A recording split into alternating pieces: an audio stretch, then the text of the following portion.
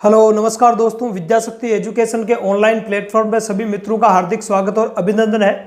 दोस्तों, हम पढ़ रहे हैं मानव परिसंचरण तंत्र के बारे में। किसके बारे में?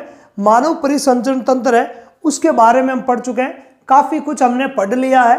ठीक है, आज हम पढ़ेंगे हृदय की संरचना और हृदय की जो क्रिया प्रणाली है उसके बारे में अपने को डिटेल से देखना है कि भाई हृदय क्या है और साथ ही साथ हृदय जो है वो किस प्रकार से काम करता है, तो उसके बारे में अपने को पढ़ना है। ठीक है, अब बात करें अपन जनरल साइंस की, तो जनरल साइंस की अगर अपन बात करें तो वैसे तो हृदय के बारे में पढ़ने के लिए बहुत सारी चीजें हैं, अनगिनत चीजें हैं, पर जनरल साइंस के हिसाब से हम उन सारी चीजों को नहीं पढ़ेंगे। अपने जितनी काम की चीजें हैं उन्हीं चीजों को अपन पढ़ेंगे। ठीक है, बाकी हृदय के बारे में बहुत सारी ऐसी जानकारियां हैं, ठीक है, जो इस तरह के हिसाब से नॉलेज में होनी चाहिए, पर अपन जनरल साइंस के हिसाब से अपन देखेंगे। तो हृदय की अगर अपन बात करें तो मानव का जो हृदय होता है एक बंद मुट्ठी के आकार का होता है। कैसा होता है? मानव का जो हृदय होता है वो एक बंद मुट्ठी के समान होता है। जैसे अपन मुट्ठी बंद करते हैं, ठीक है, तो हाथ को बंद करके जो मुट्ठी बनाते हैं तो उसके समान मानव हृदय की आकृति होती है। और ये जो संपूर्ण जो हृदय होता है वो पेशी से निर्मित होता है। ध्यान रखना है, इसमें एक भी हड्डी नहीं होती है, ना कोई अस्थि होती है, ना कोई उपास्थियां होती है। अस्थि का मतलब क्या होता है? हड्डियां, और न ही इनमें कोई उपास्थि होती है। सिर्फ और सिर्फ जो हृदय होता है, हमारा हार्ट जो होता है, ये हार्ट है केवल और केवल पेशियों से बना होता है। किन से बना होता है? पेशियों से बना होता है। तो बात करें हृदय की, तो पहली बात तो ये है कि ये बंद मुट्ठी के आकार का होता है। किस प्रकार का होता है? मुट्ठी के आकार का। कैसा होता है? मुट्ठी के आकार का ये हृदय होता है। ठीक है, ये आपको ध्यान में रखना है। इसके अलावा और अपन देखें इसके बारे में तो ये पेशी से निर्मित होता है। संपूर्ण जो हृदय होता है वो किससे निर्मित होता है? पेशी से निर्मित। ठीक है, पेशियों से निर्मित होता है, पेशियों से निर्मित। ठीक है, और पेशियों के बारे में आपने पढ़ा भी होगा कि जो पेशियां होती है वो तीन प्रकार की होती है। एक तो रेखित पेशियां, एक अरेखित पेशियां और एक हृदय पेशियां। रेखित पेशियों को अपन कंकाल पेशियां भी कहते हैं, जो हमारी हड्डियों से जुड़ी रहती है और ऐच्छिक गतियों का नियंत्रण करती है, इसलिए उनको ऐच्छिक या ऐच्छिक पेशियां भी बोलते हैं। क्या बोलते हैं? या कंकाल पेशियां भी बोलते हैं। और दूसरी है वो अनैच्छिक पेशियां होती है, जो हमारे शरीर के या जो बॉडी के अंदर के जो पार्ट होता है, जिनकी क्रिया पर या जिनकी गति पर हमारा नियंत्रण नहीं होता है। ठीक है, तो उस अनैच्छिक अंगों में क्रियाओं करवाने के लिए या गतियों को करवाने के लिए वो पेशियां उनसे जुड़ी रहती है, तो उनको अपन बोलते हैं चिकनी पेशियां बोल सकते हैं, या उनको अपन बोलते हैं अरेखित पेशियां। क्या बोलते हैं? अरेखित पेशियां बोलते हैं। और ये जो केवल और केवल हृदय में पाई जाती है पेशियां, उनको हृदय पेशियां कहा जाता है। तो मानव जो हृदय होता है वो पेशियों से निर्मित होता है, इसलिए इसको पेशी जनित या मायोजेनिक भी बोला जाता है। क्या बोलते हैं इसको अपन बोलते हैं पेशियों से निर्मित जो हृदय है, इसलिए इसको अपन बोलते हैं पेशी जनित। क्या बोलते हैं? पेशी जनित। ठीक है, पेशी जनित, या इसको अपन बोलेंगे मायोजेनिक। अंग्रेजी में क्या बोलेंगे? मायोजेनिक। क्या बोलेंगे? मायोजेनिक बोलते हैं। आगे बात समझ में? तो इतनी सी आपको इसके बारे में जानकारी रखनी है, ध्यान रखना है कि एक तो ये पेशी जनित होता है, मायोजेनिक, ठीक है, और एक मुट्ठी के आकार का होता है। आगे बात समझ।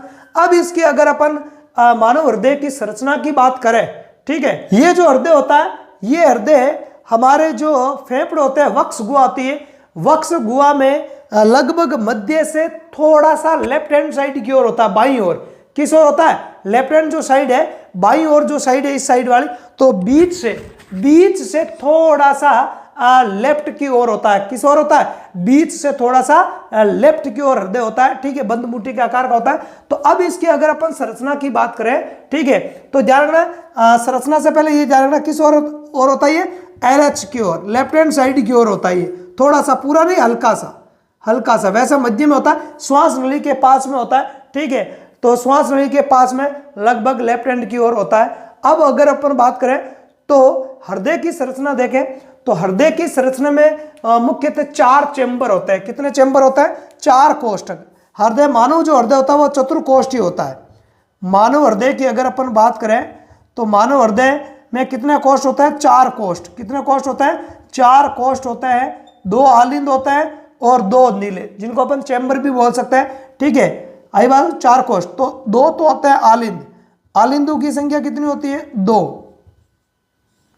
आलिंद होते हैं 2, और नीले भी कितना होता है, नीले भी होता है 2, नीले भी कितना होता है, नीले भी होता है 2, तो 2 आलिंद और 2 नीले होते हैं। अब डायग्राम में इस स्थिति को अपन देखते हैं। तो डायग्राम में देखो ये वाला जो पार्ट है वो तो हो जाएगा आपके left hand side by part, और ये हो जाएगा दायां पार्ट। कैसे, जैसे मान लिया मैं ऐसे खड़ा हूं तो आपके हृदय सामने, तो ये मेरा वाला लेफ्ट पार्ट है, ये राइट पार्ट है, जबकि आप क्लास देख रहे हो, वीडियो देख रहे हो तो आपका उल्टा हो जाएगा, क्योंकि आपका और मेरा मुंह है आमने सामने, इसलिए मेरी जो राइट हैंड साइड है वो आपकी लेफ्ट हैंड साइड बन जाएगी, और आप वाली लेफ्ट हैंड साइड मेरे लिए राइट हैंड साइड होगी। ठीक है, तो इसलिए इसी अपन फॉर्म में देखते हैं। तो ये मेरा बायां पार्ट है, लेफ्ट हैंड साइड है ना, लेफ्ट हैंड साइड बायां पार्ट, और ये दायां हाथ। ठीक है, तो ये राइट हैंड साइड होगी। कौन सी साइड होगी, राइट हैंड साइड होगी। तो इस हिसाब से अपन इसको देखते हैं। तो यहां ऊपर देखो, सबसे पहले इधर से स्टार्ट कर देते हैं, बायां आलिंद से। ठीक है, ये जो एक चैम्बर दिखाई दे रहा है ऊपर की ओर, आलिंद ऊपर होता है और अपेक्षाकृत छोटे कोष्ठ होते हैं। नीले की अपेक्षा आलिंद होता है वो छोटे होते हैं, देख लो छोटे है ये। ठीक है, ये है बायां आलिंद, इधर वाली साइड बाई और इधर वाली साइड दाई ओर की साइड है ना, राइट हैंड साइड, और वो लेफ्ट हैंड साइड। ठीक है, तो अगर अपन देखें, इधर मैं लिख देता हूं बाई साइड है ना, ये हो गई आपके left hand side, LH side हो जाएगी, और इधर वाली हो जाएगी राइट हैंड साइड, RHS। ठीक है, चलो, तो ये हो गया बायां आलिंद। आलिंद ऊपर होता है, आलिंद क्या होता है, आलिंद ऊपर होता है, आकार में होता है छोटे, और आलिंद में हमेशा रक्त आता है, ए फॉर आलिंद, ए फॉर आता है, ऐसे याद रखना है। ठीक है, तो आलिंद में रक्त आता है, और आलिंद ऊपर, आलिंद ऊपर, नीले नीचे, ये नीले, ये रहा नीले, तीर का निशान लगाया हो यहाँ, ये बायां नीले, क्योंकि ये साइड बाई है तो ये बायां नीले। ठीक है, तो ये जो कोष्ठ बना हुआ है, इस कोष्ठ को अपन बोलते हैं नीले। ठीक है, अब देखो ये हो गया नीले, नीले नीले नीचे, नियन नीले, नियन नीचे, आलिंद, आयन ऐसे याद रखो, आलिंद ऊपर, आलिंद ऊपर, नीले नीचे। अब आलिंद देखो ये छोटा सा कोष्ठ है, आलिंद क्या है, आलिंद छोटा सा कोष्ठ है, जबकि नीले क्या, बड़ा चेंबर है। नीले क्या है, नीले एक बड़ा चेंबर होता है, तो नीले बड़ा होता है और आलिंद होता है छोटे होता है। अब बाएं आलिंद और बाएं नीले के बीच में देखें तो एक कपाट पाया जाता है। क्या पाया जाता है, कपाट। ठीक है, एक गेट, वन साइड खुलने वाला गेट, कपाट का मतलब होता है दरवाजा, तो वन साइड खुलने वाला गेट होता है कपाट, और वो कपाट होता है द्विवलनी कपाट। 2 पेशियों से निर्मित पल्ला होता है। क्या होता है, 2 पेशियों से निर्मित पल्ला होता है। ठीक है, वन साइड खुलने वाला गेट जिसको बोलते हैं द्विवलनी कपाट। ठीक है, जब बाएं आलिंद में रक्त आएगा तो ये कपाट, यहाँ पे क्या होता है, छेद होता है ना, यहाँ पे क्या होता है, छेद, यहाँ पर भी छिद्र होता है और यहाँ पर भी छिद्र होता है, अभी मैं बताऊंगा। तो यहाँ पर छेद होता है, तो ये द्विविलनी कपाट है, वो उस छेद को बंद करके रखते हैं। क्या करके रखते हैं, बंद करके रखते हैं। और जब ये रक्त से भर जाता है बायां आलिंद, जब ये बायां आलिंद रक्त से भर जाएगा तो वो रक्त है वो इसमें आएगा, बाएं नीले में। किस में आएगा, बाएं नीले में। उस टाइम ये द्विविलनी कपाट है वो खुल जाते हैं, उस छेद को खोल देते हैं। यहाँ पे जो छेद होता है उस छेद को क्या कर देते हैं, खोल देते हैं। तो आलिंद का रक्त किस में आ जाएगा, नीले में आ जाएगा। किस में आ जाएगा, नीले में आ जाएगा। अब यहाँ पे ध्यान रखना है, बाएं आलिंद और बाएं नीले के बीच में, और इधर अपन देखें दाएं, ये रहा, एक मिनट देखो, पहले इधर देखते हैं इसको, दाएं आलिंद को देखो, ये रहा ऊपर का दाएं आलिंद, ये छोटा कोष्ठ, और ये है दायां नीले।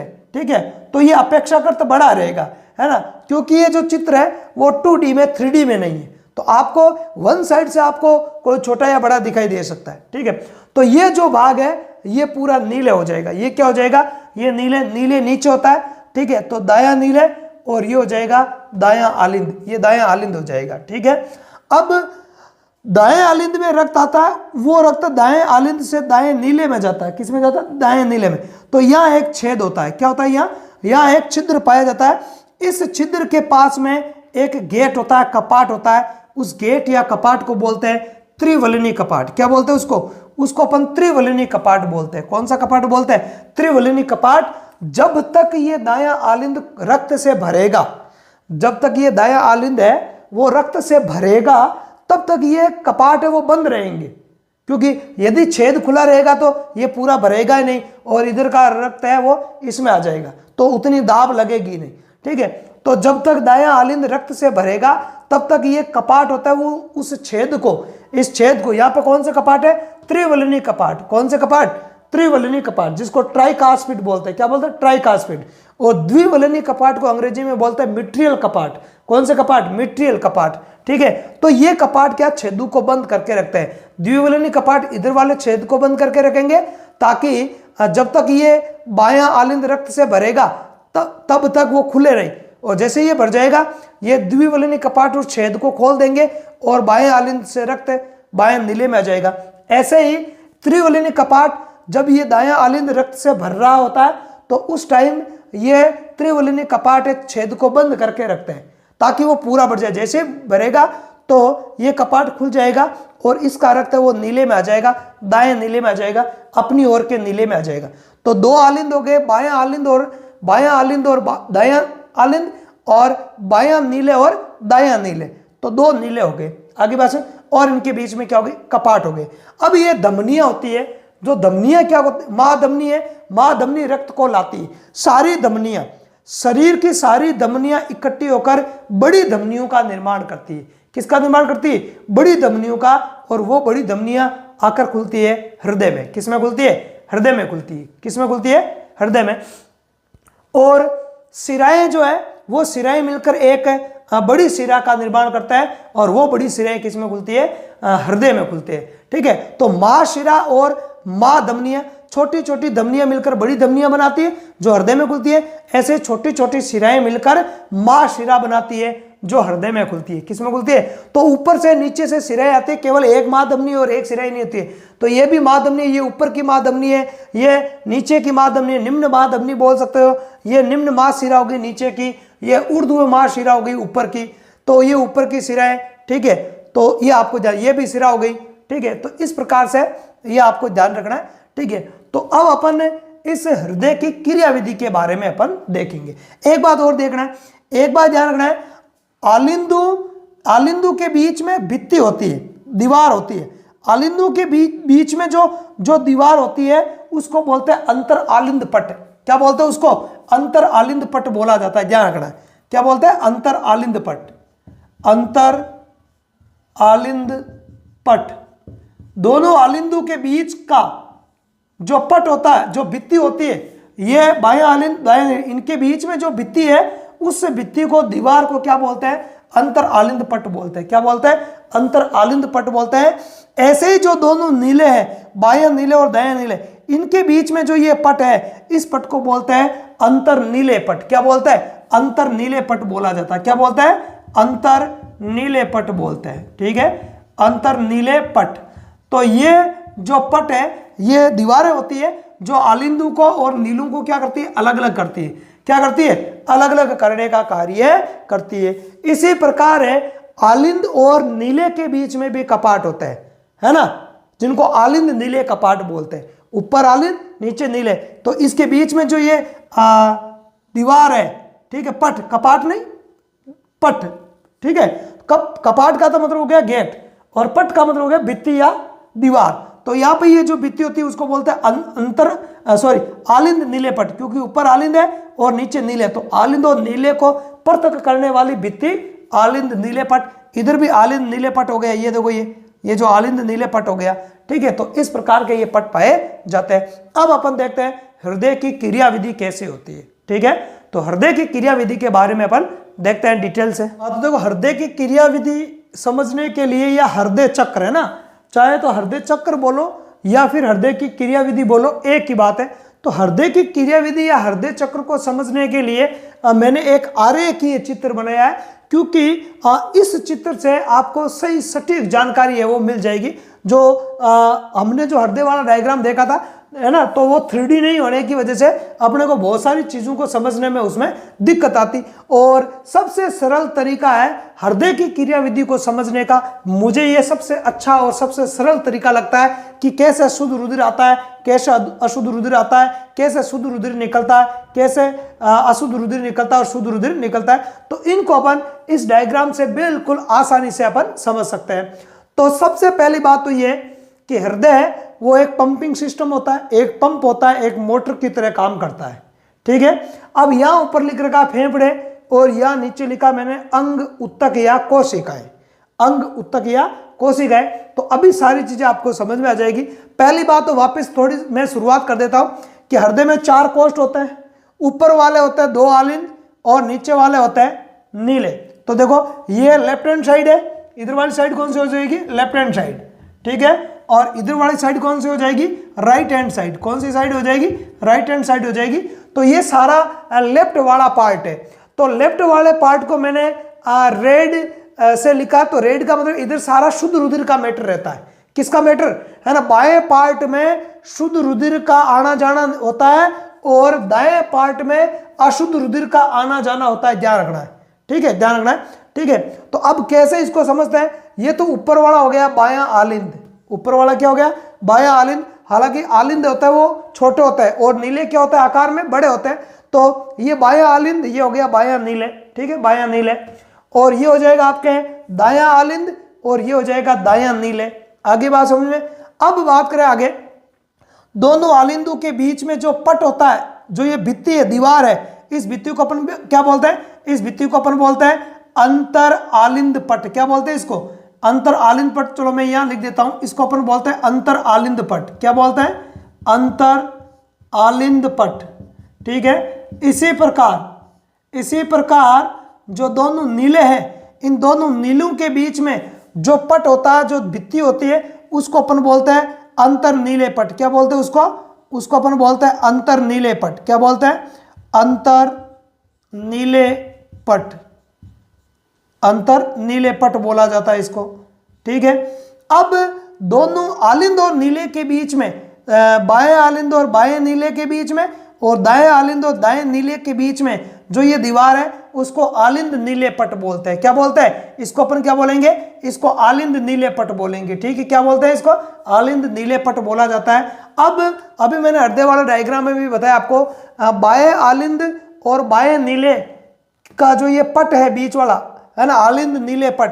इस आलिंद नीले पट पर एक छेद होता है और उस छेद पर एक कपाट लगा रहता है, गेट लगा रहता है, जिसको बोलते हैं द्विवलनी कपाट या मिट्रियल कपाट। क्या बोलते हैं, द्विवलनी कपाट, या उसको अपन मिट्रियल कपाट के नाम से जानते हैं, ठीक है। इसी प्रकार दाएं आलिंद और दाएं नीले के बीच में जो ये पट है, जिसको अपन बोलते हैं अंतर आलिंद आलिंद नीले पट बोलते हैं। तो यहाँ पर जो छेद होता है ना, इसका अर्थ इसमें आएगा छेद से होकर, ठीक है, इसका अर्थ इसमें आएगा छेद से। लेकिन जब तक ये भरेगा तब तक ये छेद है बंद रहेगा। ये जो कपाट है ना, त्रिवलनी कपाट। कौन सा कपाट, ये त्रिवलनी जो कपाट है वो बंद करके रखेगा। तो शॉर्ट में इसको आरेख से समझने के लिए मैंने यहाँ 3 लाइन कर दी है और यहाँ पे 2 लाइनें कर दी है, ठीक है, अपने को समझना है। तो यहाँ द्विवलनी कपाट है और यहाँ पे त्रिवलनी कपाट है। इधर शुद्ध रक्त का आना जाना होता है और इधर अशुद्ध रक्त का, इसलिए इसको मैंने नीली स्याही से लिख दिया और उसको रेड स्याही से लिख दिया। आगे बात सुन, ऊपर फेफड़े है और नीचे क्या है, आपके कोशिकाएं, अंग या होता है। हालांकि पूरा शरीर ये ठीक है, मान लो पूरा शरीर ये। अब अपन बात करें कि हृदय की जो क्रिया विधि है वो किस प्रकार से संपन्न होती है, तो उसको अपन देखते हैं। तो सबसे पहली बात तो ये है कि जो मानव हृदय होता है, उस मानव हृदय में 4 कोष्ठक होते हैं, जो कि ये आपके सामने। सबसे पहले अपन बात करें 2 क्रियाओं की जानकारी आपको रखनी है। एक क्रिया तो है आपके अनुशीतलन। प्रक्रिया क्या होती है, अनुशीतलन। हृदय धड़कता है ना, अनुशीतलन। तो एक तो घटना होती है अनुशीतलन की, जिसको अपन बोलते हैं डायस्टोल। क्या बोलता है, डायस्टोल। और एक प्रक्रिया हृदय में होती है जिसको अपन बोलते हैं संकुंचन या प्रकुंचन के दो। संकुंचन को अपन बोलते हैं सिस्टोल। क्या बोलते हैं, सिस्टोल। संकुंचन को बोला जाता है सिस्टोल, ठीक है। तो ये 2 प्रक्रिया आलिंदु में भी होती है और नीले में भी होती है, दोनों में होती है। तो अपन इसको देखते हैं। सबसे पहले दोनों आलिंद, ऊपर वाले जो आलिंद है, बाएं आलिंद और बाएं नीले में अनुशीतलन की प्रक्रिया होगी, डायस्टोल की प्रक्रिया होगी, अनुशीतलन की प्रक्रिया होती है। इसमें भी अनुशीतलन होगा और इसमें भी अनुशीतलन होगा। क्या होगा, अनुशीतलन। तो यह मैं थोड़ा चेंज कर देता हूं, आपके यहां लिख देता हूं। फर्स्ट प्रोसेस होगा इसमें भी अनुशीतलन, उसी दौरान अनुशीतलन, उसी दौरान इसमें भी क्या होगा, आपके अनुशीतलन होगा। क्या होगा, अनुशीतलन। मतलब आलिंदु में अनुशीतलन की प्रक्रिया है वो एक साथ होती है। क्या होती है, एक साथ होती है। तो दोनों आलिंद है वो अनुशीतल। अनुशीतलन का मतलब होता है रिलैक्स पोजीशन में, है ना, विश्राम अवस्था में, है ना, किस अवस्था में, रिलैक्स पोजीशन में, विश्राम अवस्था में रहेंगे। तो विश्राम अवस्था में रहेंगे उस कंडीशन में ये अपने अंदर रक्त को आने देंगे, अपने अंदर रक्त को आने देंगे। विश्राम अवस्था में नॉर्मल है कि भाई हाँ रक्त आ रहा है, आ जाओ, है ना, आने दो, कोई फर्क नहीं पड़ रहा है। रिलैक्स पोजीशन में ये रक्त को आने देता है। उस टाइम ये इधर का द्विवलनी कपाट और इधर का त्रिवलनी कपाट है वो बंद रहता है ना। बाएं आलिंद और बाएं नीले के बीच में जो ये द्विवलनी कपाट है ये, और इधर का जो ये त्रिवलनी कपाट है ये आपस क्या रहता है, बंद। कब, जब दोनों आलिंदों के अंदर अनुशीतलन की प्रक्रिया होती है तब, और उस टाइम आलिंदु में रक्त आता है। मैंने पहले ट्रिक बता दे, आलिंद में आएगा, नीले से निकलेगा। आलिंदु में शरीर से रक्त है वो हृदय में आता है। कौन से भागों में आता है, आलिंदु में आता है। और हृदय से जो रक्त निकलकर पूरे शरीर में जाता है वो कहां से निकलता है, वो नीले से निकलता है। दाएं नीले और बाएं नीले से निकलता है, ठीक है। एक से शुद्ध निकलता है और एक से अशुद्ध रुधिर निकलेगा। ऐसे एक आलिंद में अशुद्ध रुधिर आएगा और एक में अशुद्ध रुधिर आएगा। इसमें देखो कैसे, इस आलिंद में इसमें भी रक्त आएगा, आलिंद में, आलिंद आ रहा, आलिंद में आना, ठीक है। तो इसमें भी रुधिर आएगा, इसमें भी रुधिर आएगा। इसमें रुधिर आएगा शुद्ध रुधिर। कैसा रुधिर आएगा, शुद्ध रुधिर आएगा। कहां से आएगा, फुफ्फुसीय शिरा से आएगा। कहां से आएगा, फुफ्फुसीय शिरा से शुद्ध रुधिर आता है। कैसा रुधिर, शुद्ध रुधिर आता है। कैसा, शुद्ध रक्त। ध्यान रखना, शुद्ध रक्त है वो फुफ्फुसीय शिरा। फुफ्फुसीय शिरा का मतलब क्या है, आपको ध्यान में होना चाहिए। फेफड़ों के शुद्धिकरण की जो प्रक्रिया है O2 और CO2 के हिसाब से, किसके हिसाब से, ऑक्सीजन और कार्बन डाइऑक्साइड के हिसाब से शुद्धिकरण की प्रक्रिया कहां होती है, फेफड़ों में। और यूरिया के हिसाब से शुद्धिकरण की प्रक्रिया कहां होती है, वृक्क में, किडनी में। आगे बात सुन, तो शुद्धिकरण की प्रक्रिया अलग अलग जगह होती है। वो देखा जाता है कि किस पदार्थ के शुद्धिकरण की चर्चा हो रही है। यहाँ गैसों की बात हो रही है ना, O2 और CO2 की। तो फेफड़ों के अंदर शोषण वाला हमने चैप्टर पढ़ लिया। फेफड़ों में क्या होती है, वायु कुपिकाएं। फेफड़ों में क्या होती है, वायु कुपिकाएं। हम जो श्वास लेते हैं उसमें होती है ऑक्सीजन, उसमें क्या होती है, ऑक्सीजन होती है। और हृदय से अशुद्ध रुधिर किस में आता है, फेफड़ों में आता है। हृदय का अशुद्ध रुधिर किस में आएगा, फेफड़ों में आएगा। और वहां फेफड़ों में कुपिकाओं में CO2 तो कुपिकाओं को दे देगा और ऑक्सीजन रक्त है वो खुद ले लेगा। और CO2 को हम फिर वापस निःशोषण की क्रिया के द्वारा बाहर छोड़ देते हैं। आगे बात सुन, ठीक है। तो हम शोषण के द्वारा बाहर छोड़ देंगे CO2 को, ठीक है। और ऑक्सीजन जो ग्रहण करता है वो फेफड़ों में जाएगी, और उधर अशुद्ध रुधिर आता है फेफड़ों में, वो ऑक्सीजन को ले लेगा, मतलब वो शुद्ध हो जाएगा। अब ये जो शुद्ध रुधिर है जो फेफड़ों में हो रहा शुद्ध, ये शुद्ध रुधिर फुफ्फुसीय शिरा के द्वारा, किसके द्वारा, शिरा के द्वारा। धमनी और शिरा में मैंने आपको अंतर बताया था, और धमनी और शिरा में जब अंतर बताया तो मैंने कहा कि शिराओं में बहता है अशुद्ध रक्त और धमनियों में बहता है शुद्ध रक्त। लेकिन अपवाद स्वरूप फुफ्फुसीय शिरा में क्या बहता है, शुद्ध रक्त बहता है। क्यों बहता है, शुद्ध रक्त बहता है। वो क्यों बहता है, क्योंकि शिराएं क्या होती है, हमेशा रक्त को शरीर के अंगों से हृदय में लाती। तो देख लो, फेफड़े क्या है, फेफड़े शरीर का अंग तो है, तो फेफड़े से ये रक्त को कहां ला रही है, हृदय में ला रही है, इसलिए ये शिरा ही कहलाएगी। और फुफ्फुस से ला रही है, इसलिए फुफ्फुसीय शिरा। और शिराओं में फुफ्फुसीय शिरा, तो ये हृदय से फेफड़ों से या अंगों से हृदय के अंदर रक्त को ला रही है, इसलिए, ठीक है, ये शिरा होगी। और इसमें शुद्ध है, चाहे शुद्ध हो चाहे अशुद्ध, उससे कोई मतलब नहीं है अपने को, ठीक है। शिराएं है वो अंगों से हृदय में रक्त को ला रही है। तो फेफड़ा क्या अंग है, और इस फेफड़े से रुधिर को किस में ला रही है, हृदय में ला रही है। तो लाने का काम शिराओं का है, ठीक है। और हृदय से जो रुधिर निकलता है और अंगों में जाएगा, चाहे फेफड़े में जा रहा है और चाहे अन्य अंगों में जा रहा, वो धमनियों से, मतलब धमनियां हृदय से अंगों को ले जाती है और शिराएं हृदय के अंदर रक्त को लाती है। तो ये फुफ्फुसीय शिरा भी रक्त को ला रही है। अब चाहे शुद्ध और अशुद्ध, उससे क्या मतलब है। तो फुफ्फुसीय शिरा में अशुद्ध बहता है और ये फेफड़ों का शुद्ध रुधिर है, फुफ्फुसीय शिरा के माध्यम से किस में आ जाएगा, बाएं आलिंद में आ जाएगा। किस में आ जाएगा, बाएं आलिंद में आ जाएगा। कब, अनुशीतलन की प्रक्रिया होती है तब, ठीक है। और ये कपाट इस टाइम बंद रहेगा, ये गेट है, ये कपाट बंद रहेगा तो ये भर जाएगा। चूंकि दोनों आलिंदों के अंदर संकुंचन, इसकी शीतलन की क्रिया है ना, अनुशीतलन कहो या शीतलन कहो या डाइस्टोल कहो, एक ही बात है। तो डाइस्टोल या अनुशीतलन की प्रक्रिया दोनों में एक साथ होती है। तो जिस टाइम इसमें फेफड़ों का शुद्ध रुधिर फुफ्फुसीय शिरा के द्वारा इसमें लाया जाता है, उसी समय, एग्जैक्ट उसी टाइम, दोनों के प्रोसेस साथ में होते हैं। उसी टाइम क्या होता है कि ये जो हमारे शरीर के अंग उत्तक या कोशिकाएं मतलब पूरी बॉडी की जो पूरी बॉडी के अंदर कौन फैली रहती है? शिराएं फैली रहती है। कौन फैली रहती है? शिराएं। और इन शिराओं में क्या होता है? अशुद्ध रुधिर होता है। कैसा रुधिर होता है?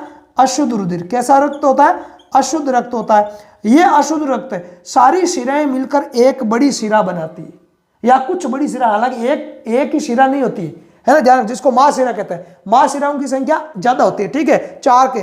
तो इस महाशिरा में डाल देगी। अब ये महाशिरा अशुद्ध रुधिर को, किस रुधिर को? अशुद्ध रुधिर को। ध्यान रखना, ये अशुद्ध रुधिर है। इस अशुद्ध रक्त को ये महाशिरा किस में लाएगी? ये महाशिरा है, ये महाशिरा किस में ला रही है? इसमें ला रही है। कौन से में? दाएं आलिंद में। तो दायां वाला पार्ट अशुद्ध के लिए है और बायां वाला शुद्ध के लिए। तो शरीर का संपूर्ण अशुद्ध रुधिर शिराओं के द्वारा महाशिरा में आएगा। मतलब ये सारी शिराएं मिलकर एक बड़ी नली बनाती है। नली, शिराएं क्या होती है? छोटी छोटी नली होती है। ये एक बड़ी नली बनाएगी जिसको महाशिरा कहेंगे। ये महाशिरा है, इस अशुद्ध रुधिर को किस में डाल देगी? इसमें डाल देगी, दाएं आलिंद में। किस में डाल देगी? दाएं आलिंद में डाल देगी, क्योंकि दोनों के अंदर प्रक्रिया एक साथ होती है। अनुशीतलन रिलैक्स पोजीशन में रहता है। तो कहने का मतलब ये हुआ कि इस दाएं आलिंद में शरीर का सारा अशुद्ध रक्त आ जाएगा। कैसा रक्त है? अशुद्ध रक्त है वो इसके अंदर आ जाएगा, और इसके अंदर आ जाएगा शुद्ध रक्त। इसके अंदर क्या जाएगा? शुद्ध रक्त। हो गया दोनों आलिंदु का अनुशीतलन पूरा। दोनों आलिंदु का क्या हो गया? अनुशीतलन पूरा हो गया, ठीक है। जब ये अनुशीतल अवस्था में, अब इनमें प्रक्रिया प्रारंभ होगी संकुंचन की। जैसे मान लिया कि गुब्बारा है, उसमें पानी है, आप उसको दबाओगे तो पानी बाहर निकलेगा। ऐसे ही अब इनमें दूसरा प्रोसेस होता है। कौन सा? दूसरा प्रोसेस होता है संकुंचन का। किसका प्रोसेस होता है? संकुंचन का प्रोसेस होता है, जिसको बोलते हैं अपन सिस्टोल। क्या बोलता है? सिस्टोल बोलते हैं, ठीक है। और इसमें भी संकुंचन होगा, दोनों में एक साथ ही संकुंचन होगा, एक साथ ही अनुशीतलन और एक साथ संकुंचन होगा। तो इसमें होगा अपने संकुंचन। क्या होगा? संकुंचन। उस टाइम इसमें क्या होगा? इस दाएं नीले में और बाएं नीले में पहला प्रोसेस चालू हो जाएगा। पहला प्रोसेस क्या? अनुशीतलन। पहला प्रोसेस इनमें कौन सा शुरू हो जाएगा? अनुशीतलन। क्या शुरू हो जाएगा? अनुशीतलन। और इसमें भी क्या होगा? इसमें भी होगा पहला प्रोसेस अनुशीतलन। क्या होगा? अनुशीतलन। कहने का मतलब ये हो गया कि जब इन ऊपर के दोनों आलिंदु में संकुंचन का प्रोसेस होता है, उसी वक्त ये रिलैक्स पोजीशन में रहेंगे। किस पोजीशन में रहेंगे? रिलैक्स पोजीशन में रहेंगे, अनुशीतल अवस्था में रहेंगे, ठीक है ना। डायस्टोल अवस्था में रहेंगे। डायस्टोल का मतलब रिलैक्स अवस्था में। रिलैक्स है और इनको दबा रहे, तो इनको दबा रहे तो यहाँ पे द्विवलनी और इधर के त्रिवलनी कपाट पर प्रेशर लगता है। प्रेशर लगता है तो इधर का द्विवलनी कपाट गेट खुल जाएगा और इधर वाला गेट भी खुल जाएगा। तो ये दोनों द्विवलनी और त्रिवलनी कपाट खुलने से इसका ब्लड, इसका शुद्ध रक्त किस में आ जाएगा? इसमें आ जाएगा। और इसका अशुद्ध रक्त किस में आ जाएगा? इसमें आ जाएगा। किसमें? नीचे क्या? नीचे नीला है। नीचे क्या है? नीचे नीला है, तो नीले के अंदर आ जाएगा, ठीक है। तो बाएं आलिंद का शुद्ध रुधिर बाएं नीले में आ गया और दाएं आलिंद का अशुद्ध रक्त किस में आ गया? दाएं नीले में आ गया। कब? जब इनमें अनुशीतलन होगा और इनमें संकुंचन होगा। तो आलिंदु में संकुंचन और नीलू में अनुशीतलन की प्रक्रिया एक साथ होती है। आगे बात समझ में? अब क्या होगा? तो ये दो जो क्वार्टर है या जो दोनों चेंबर है ना, बायां नीले और दायां नीले, ये रक्त से भर जाएंगे। ये क्या हो जाएंगे? रक्त से भर जाएंगे। अब क्या होता है? अब इनमें प्रोसेस दूसरा स्टार्ट होगा। दूसरा प्रोसेस किसका है? सिस्टोल का है, संकुंचन का है। किसका है? संकुंचन का है, ठीक है, संकुंचन का है। तो इसमें भी दूसरा प्रोसेस होगा संकुंचन का। किसका प्रोसेस होगा? संकुंचन का प्रोसेस होगा। अब ध्यान रखना एक बात और, यहां पर क्या होता है? यहां से रक्त निकलेगा, महाधमनी, जहां से नीले से महाधमनी निकलती है, यहां पर क्या होता है? अर्धचंद्राकार कपाट होता है। क्या होता है? अर्धचंद्राकार कपाट होता है। क्या होता है? अर्धचंद्राकार कपाट होता है, जहां से महाधमनी, ठीक है, ये महाधमनी और ये फुफ्फुसीय धमनी निकल रही है, तो इनको बोलते हैं अर्धचंद्राकार कपाट। यहां पे कौन सा कपाट होता है? गेट होता है अर्धचंद्राकार। अर्धचंद्राकार कपाट होता है। और यहां पर भी क्या रहेगा? ये भी क्या? अर्धचंद्राकार कपाट है, ठीक है। किस प्रकार का? अर्धचंद्राकार कपाट। तो जब नीले रक्त से भरते हैं, अर्थात नीलू में जब अनुशीतलन की प्रक्रिया हो रही है, तो ये अर्धचंद्राकार कपाट बंद रहेंगे। अरे ये नलियों के गेट है, इस नली वाल्व मान लो, गेट मान लो, तो ये जो कपाट या जो वाल्व होता है वो बंद होता है। वाल्व पानी, मोटर में पानी में वाल्व होता है, एक तरफ वाल्व बंद कर दे तो पानी बंद हो जाता है, उस नली में जाएगा ही नहीं, उस पाइप में जाएगा ही नहीं। तो ऐसे ही ये क्या है, वाल्व है, तो ये वाल्व बंद रहेंगे। कब? जब इसका रक्त इसमें आएगा, इसका रक्त इसमें आएगा, क्योंकि ये वाल्व खुले रहेंगे तो भरने से पहले उधर रक्त निकल जाएगा, तो उतनी दाब बनेगी नहीं, उतनी प्रेशर लगेगी नहीं। इसलिए जब इसका रक्त इसमें आ रहा होता है, कब? जब नीले के अंदर अनुशीतलन होता है, तो ये अर्धचंद्राकार कपाट बंद रहेगा। ठीक इसी प्रकार इसका रक्त इसमें आता है, कब? जब नीले के अंदर अनुशीतलन हो रहा है, तो उस टाइम ये कपाट बंद रहेंगे। अब ये अनुशीतलन से पूरे रक्त से भर गए, पूरे रक्त से भर गए, इधर के कपाट बंद हो जाएंगे, कपाट बंद हो जाएंगे और प्रेशर बढ़ेगा, इधर के कपाट खुल जाएंगे। कपाट जैसे ही अर्धचंद्राकार कपाट खुलेंगे, प्रक्रिया कौन सी होगी? संकुंचन की प्रक्रिया होगी। संकुंचन की प्रक्रिया होगी तो इधर के दोनों ओर के अर्धचंद्राकार कपाट खुल जाएंगे। जैसे ही ये वाल्व खुलेंगे, इधर से रक्त निकलेगा, ठीक है, इधर से रक्त निकलेगा और महाधमनी के द्वारा कहां? पूरे शरीर में चला जाएगा। कहां चला जाएगा? महाधमनी फिर आगे धमनियों में बदल जाएगी और ये धमनियां हमारे शरीर के अंगों या ऊतकों में शुद्ध रुधिर को लेकर जाएगी। कैसा रुधिर है? यहाँ कैसा रुधिर है? शुद्ध रुधिर है। इधर वाला पार्ट पूरा शुद्ध रक्त का ही है, तो शुद्ध रुधिर को ले जाएगी, क्योंकि इधर से शुद्ध आया, ठीक है। तो कहने का इधर से शुद्ध आया, इसमें आया, इससे होकर इसमें आया, इससे होकर शरीर में चला गया। अब इसमें अशुद्ध रुधिर आया, तो यह अशुद्ध रुधिर इसमें आ गया, अर्धचंद्राकार कपाट खुलेगा, इधर का अशुद्ध रुधिर सीधा किसके द्वारा? फुफ्फुसीय धमनी के द्वारा फेफड़ों में जाएगा शुद्ध होने के लिए। कुपिकाओं में शुद्ध हुआ, शुद्ध होकर इधर से आ जाता है फिर से। तो इस प्रकार ये डबल सर्कुलेट होता है। हृदय के अंदर एक बार शुद्ध रुधिर आता है, ठीक है, और शुद्ध रुधिर को हृदय शरीर में पंप कर देता है, फिर अशुद्ध होकर वो फिर से आएगा हृदय में, हृदय उसको शुद्ध होने के लिए फेफड़ों में भेज देगा। तो ये एक राउंड पूरा हो गया। एक राउंड में हृदय के अंदर रुधिर कितनी बार आ रहा? 2 बार आ रहा ना भाई। मान लिया कि हृदय के अंदर रुधिर हो गया, शुद्ध हो गया, शुद्ध रुधिर आएगा इधर बाएं आलिंद में, बाएं आलिंद से बाएं नीले में, बाएं नीले से महाधमनी, महाधमनियों से धमनियों से पूरे शरीर में चला जाएगा शुद्ध रुधिर। शरीर में हो गया अशुद्ध, ठीक है, एक बार आ गया, अभी आधा राउंड हुआ है, आधे राउंड में एक बार आ गया हृदय के अंदर रक्त। अब ये अशुद्ध रुधिर वापस शिराएं इसको इकट्ठा करके डालेगी महाशिरा में, महाशिरा इस अशुद्ध रुधिर को लाएगी इस आलिंद में, दाएं आलिंद में, दाएं आलिंद से दाएं नीले, दाएं नीले से कहां चला जाएगा? फेफड़ों में चला जाएगा शुद्ध होने के लिए। तो एक राउंड पूरा हो गया। एक राउंड में हृदय में कितनी बार आ रहा है ब्लड? 2 बार आ रहा है। एक बार तो शुद्ध रुधिर आता है हृदय के अंदर, जिसको हृदय शरीर में पंप कर देता है।